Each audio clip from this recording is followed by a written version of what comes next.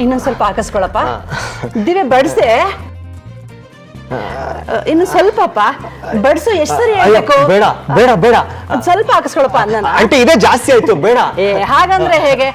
ಹುಡುಗರು ಹೊಟ್ಟೆ ತುಂಬಾ ಊಟ ಮಾಡ್ಬೇಕು. ಅಯ್ಯೋ ಬೇಡ ಬೇಡ ಬೇಡ, ಇದೇ ಜಾಸ್ತಿ ಆಯ್ತು, ಬೇಡ ಬೇಡ. ಆಯ್ತು ಬಡಿಸಿ.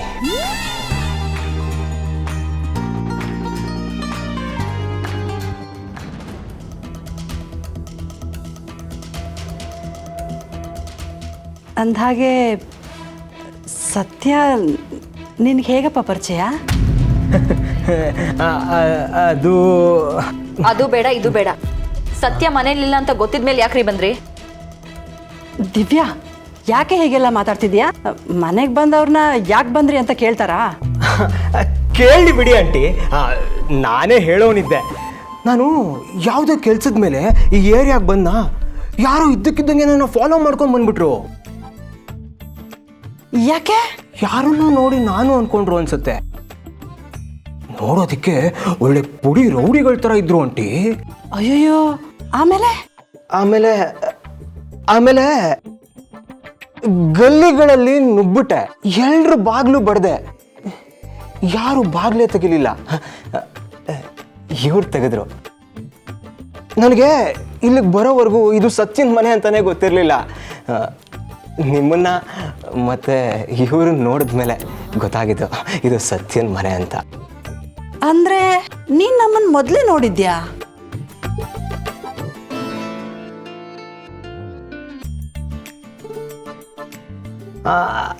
ಆಂಟಿ ಸತ್ಯ ಸತ್ಯ ಫೋಟೋ ತೋರಿಸಿದ್ಲು.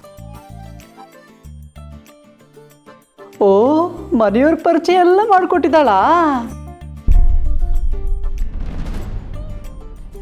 ದಿವ್ಯಾ, ಅನ್ನ ಬಡ್ಸೆ. ಬೇಡ ಪರವಾಗಿಲ್ಲ. ಇವರು ಸತ್ಯ ಅಕ್ಕ. ದಿವ್ಯಾ, ನನ್ನ ದೊಡ್ಡ ಮಗಳು ದಿವ್ಯಾ. ನೀನೇನಮ್ಮ ಬೀದಿಲಿ ಹೋಗೋರ್ನ ಮನೆಗೆ ಕರ್ಕೊಂಬಂದು ಊಟನೇ ಹಾಕ್ತಿದ್ಯಂತೆ, ಇವಾಗ ಮನೆ ಮಂದಿ ಪರಿಚಯ ಮಾಡ್ತಿದ್ಯಾ? ಮಾಡಕ್ ಬೇರೆ ಕೆಲಸ ಇದೆ. ಅದು ಸರಿನೇ, ನಮ್ಮ ಸತ್ಯ ನಮ್ಮೆಲ್ಲರೂ ಪರಿಚಯ ಮಾಡಿಕೊಟ್ಬಿಟ್ಟಿದ್ದಾಳಲ್ಲ. ಮತ್ತೆ ನೀನೇನು ಅಂದ್ಕೊಳ್ಳಲ್ಲ ಅಂದರೆ ನಿನ್ನೊಂದು ಮಾತು ಕೇಳಪ್ಪ. ಇಲ್ಲ, ಕೇಳಂತೆ. ಅದು ನಮ್ಮ ಸತ್ಯನ ಬಗ್ಗೆ ನಿನ್ನ ಅಭಿಪ್ರಾಯ ಏನು?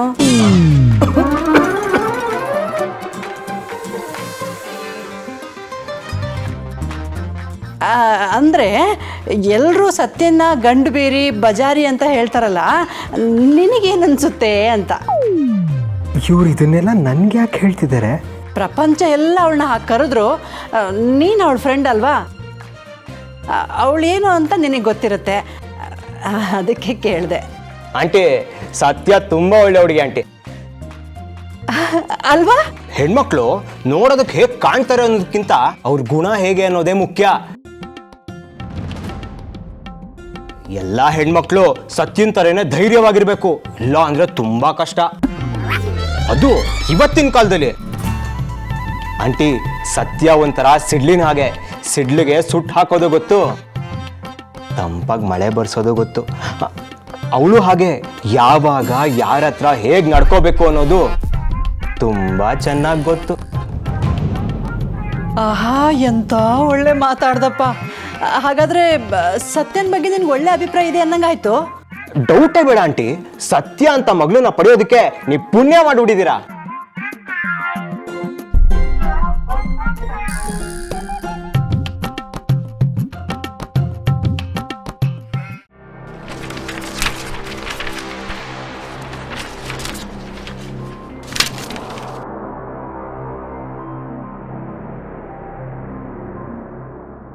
ಭಾಮೈದ, ಯಾಕೆ ಕೋಪ ಮಾಡ್ಕೊಂಡಿದ್ದೀಯಾ?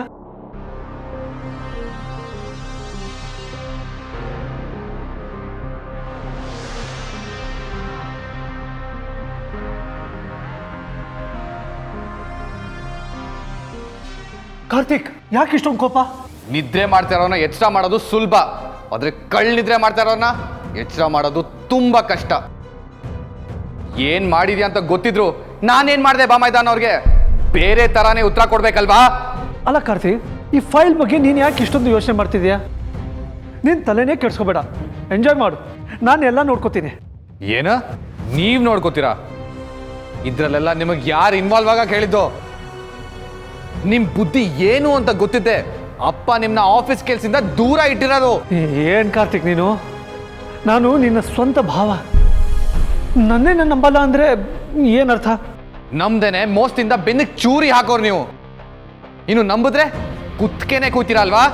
ಅಯ್ಯಯ್ಯೋ, ಇಂಥ ದೊಡ್ಡ ಮಾತು, ಅದು ನನಗೆ?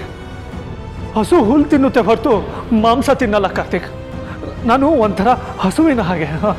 ಹಸು ಮುಖವಾಡ ಹಾಕೊಂಡ್ರೆ ನರಿ ಹಸು ಆಗಲ್ಲ. ನರಿನಾ? ನಾನು ನರಿನಾ? ಅನ್ಯಾಯವಾಗಿ ಬಡವರ ಆಸ್ತಿ ನುಂಗೋರ್ಗೆ ಇನ್ನೇನಂತ ಕರೀತಾರೆ? ಯಾವ ಆಸ್ತಿ ಬಗ್ಗೆ ಮಾತಾಡ್ತಿದ್ಯಾ? ಆ ರಾಜ ಹುಲಿ ಗಲಿ ಮನೆಗಳ ಬಗ್ಗೆ.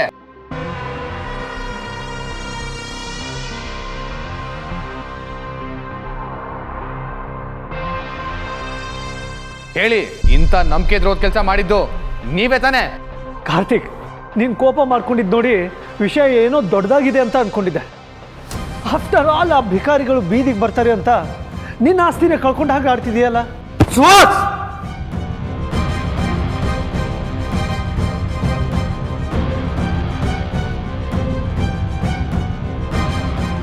ಏ ಕಾರ್ತಿಕ್, ನಾನು ನಿನ್ನ ಭಾವ ಕಣು. ಇದು ನೆಪ ನಿಮ್ನ ಪ್ರತಿ ಸರಿ ಕಾಪಾಡ್ತಾ ಇದೆ. ಭಿಕಾರಿಗಳು ಅವರಲ್ಲ, ಕಂಡೋರ್ ಆಸ್ತಿಗೆ ಕಣ್ಣು ಹಾಕೋ ಕೆಟ್ಟ ಮನ್ಸು ಯಾರಿಗಿರುತ್ತೋ ಅವರು ನಿಜವಾದ ಭಿಕಾರಿಗಳು. ಹೇಳಿ, ಇದೆಲ್ಲ ನಿಮ್ ಕೆಲ್ಸನೇ ತಾನೆ? ಮಾತಾಡಿ. ಇದೆಲ್ಲ ಮಾಡಿದ್ದು ನಾನೇ.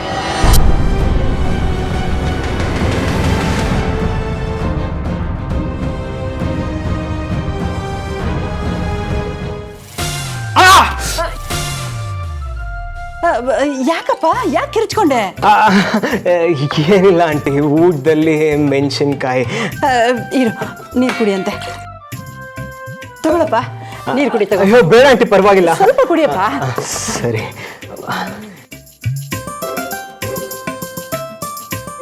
ಆ ಹುಡುಗರು ಹೇಳಿದ್ ಸರಿಯಾಗೇ ಇದೆ. ಇವನು ಚಿಕ್ಕ ಮಗು ಥರನೇ ಅನ್ಸುತ್ತೆ. ಅವ್ರು ಏನೋ ಹೇಳಿದ್ರಲ್ಲ, ಏನದು?